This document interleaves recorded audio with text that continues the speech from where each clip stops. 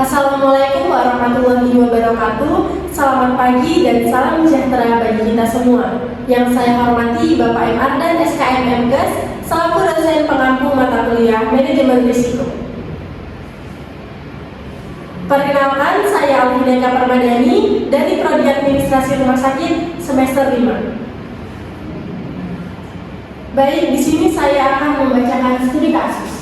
Sebuah rumah sakit umum daerah menghadapi permasalahan berikut. Permasalahan ini ada 4. Yang pertama, keterlambatan pelayanan IGD, risiko keselamatan pasien tinggi, biaya tambahan rendah, kerusakan mesin CT scan, risikonya sedang, penundaan diagnosis, biaya perbaikan tinggi, kekurangan APD saat wabah flu, risikonya tinggi, penularan tenaga kesehatan, biaya penyediaan sedang. Yang keempat, tingkat ketidakpuasan pasien rawat jalan, risiko rendah, biaya intervensi sedang. Selanjutnya, identifikasi risiko. Risiko yang pertama, keterlambatan pelayanan IGD. Keterlambatan penanganan pasien gawat darurat dapat meningkatkan risiko keselamatan pasien, termasuk kematian atau komplikasi serius. Dampaknya tinggi karena keselamatan pasien terancam. Kemungkinannya sering terjadi karena beban kerja tinggi, tingkat risikonya tinggi, kategori risikonya high risk. Identifikasi risiko yang kedua yaitu kerusakan mesin CT scan. Deskripsinya, penundaan diagnosis akibat kerusakan peralatan radiologi, menghambat pengambilan keputusan medis, dan penurunan mutu layanan. Dampaknya sedang karena pengaruh pada diagnosis dan waktu layanan. Kemungkinannya ada terjadi karena tergantung perawatan alat.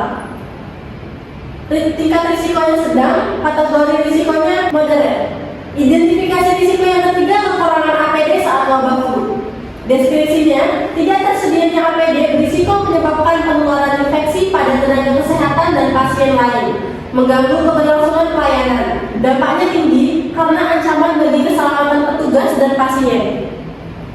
Kemungkinannya mungkin terjadi karena tergantung stok dan manajemen logistik. Tingkat risikonya tinggi, kategori risikonya high risk. Identifikasi risiko yang keempat atau yang terakhir, tingkat ketidakpuasan pasien rawat jalan. Deskripsinya, keluhan pasien terkait waktu tunggu, komunikasi atau fasilitas yang tidak memadai dapat mempengaruhi citra dan kepercayaan terhadap rumah sakit. Dampaknya rendah karena tidak langsung berdampak pada keselamatan. Kemungkinannya cukup sering terjadi karena tergantung mutu layanan. Tingkat risikonya rendah, kategori risikonya low risk. Selanjutnya kita masuk ke analisis matriks biaya versus risiko. Untuk risiko pertama yaitu prioritas utama kasus 1 keterlambatan pelayanan IGD memerlukan tindakan korektif. Risikonya tinggi, biayanya rendah. Untuk yang risiko yang kedua, kekurangan APD saat wabah flu, risikonya tinggi, biayanya sedang. Untuk kasus yang ketiga yaitu kerusakan mesin CT scan, pertimbangan cost benefit, risikonya sedang, biayanya tinggi. Untuk kasus yang terakhir, ketidakpuasan pasien rawat jalan, mempertimbangkan pertimbangan terbatas, risikonya rendah, biayanya sedang. Selanjutnya kita masuk ke strategi mitigasi. Keterlambatan pelayanan IGD membutuhkan strategi mitigasi 3. Yang pertama, reorganisasi alur triase IGD agar pasien gawat darurat segera tertangani, prioritas pertama. Yang kedua, menetapkan SOP, standar operasional prosedur, waktu tanggap pasien kurang dari sama dengan 5 menit sejak kedatangan, termasuk prioritas 2. Yang ketiga, menambah tenaga medis jaga pada jam sibuk, termasuk prioritas 3. Selanjutnya, masuk ke masalah kedua yaitu kerusakan mesin CT scan. Strategi mitigasi yang pertama, menerapkan pemeliharaan preventif dan prediktif secara rutin, termasuk prioritas pertama, menjalin kontrak perawatan dengan vendor resmi, termasuk prioritas kedua, menyediakan rujukan sementara ke rumah sakit terdekat bila alat rusak, prioritas ketiga. Masalah yang ketiga, kekurangan APD saat wabah flu. Strategi mitigasi yang pertama, membentuk buffer stok APD minimal 3 bulan, termasuk prioritas pertama. Menyusun mekanisme pengadaan darurat dari vendor alternatif, prioritas kedua. Monitoring stok APD secara digital, prioritas ketiga. Masuk ke masalah terakhir yaitu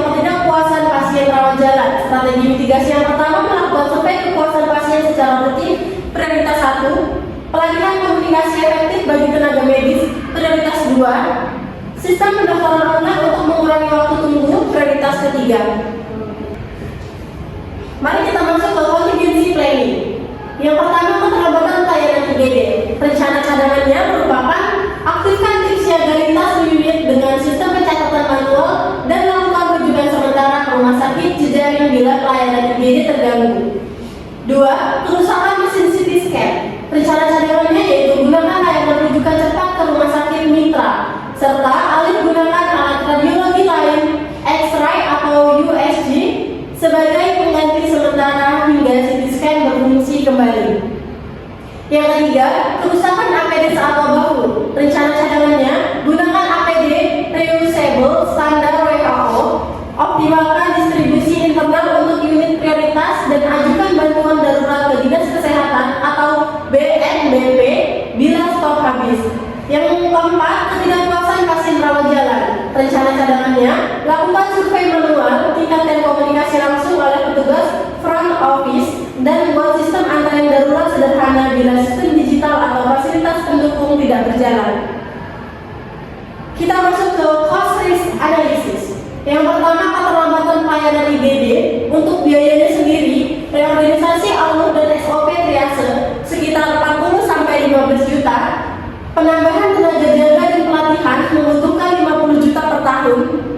Sistem antrean digital membutuhkan 25 juta sampai kontrak perawatan rutin sebesar 100 juta per tahun.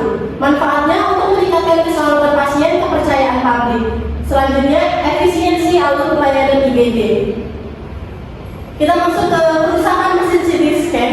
Untuk biayanya sendiri, kontrak perawatan rutin membutuhkan uang sebesar 100 juta per tahun. Pengadaan alat cadangan membutuhkan uang 800 juta sampai dengan 1 miliar. Dan sistem pelaporan digital membutuhkan sebesar 20 juta. Manfaatnya, waktu tunggu diagnosis berkurang, layanan tetap berjalan tanpa gangguan besar, umur alat lebih panjang karena perawatan rutin. Yang terakhir yaitu kesimpulan, rumah sakit menghadapi risiko utama pada keterlambatan IGD, kerusakan CT scan, kekurangan APD, dan ketidakpuasan pasien. Rumah sakit memprioritaskan penanganan risiko tinggi berbiaya rendah dan sedang yang berdampak besar pada keselamatan pasien. Strategi mitigasi difokuskan pada penguatan sistem pelayanan, perawatan alat, dan ketersediaan APD untuk menjaga mutu dan keselamatan. Rencana cadangan disiapkan agar pelayanan tetap berjalan saat terjadi gangguan operasional. Analisis biaya risiko menunjukkan investasi perbaikan layanan dinilai cost efektif karena meningkatkan keselamatan dan efisiensi rumah sakit. Baik, itu saja pembahasan dari saya. Kurang dan lebihnya saya mohon maaf. Saya akhiri wabillahi taufiq.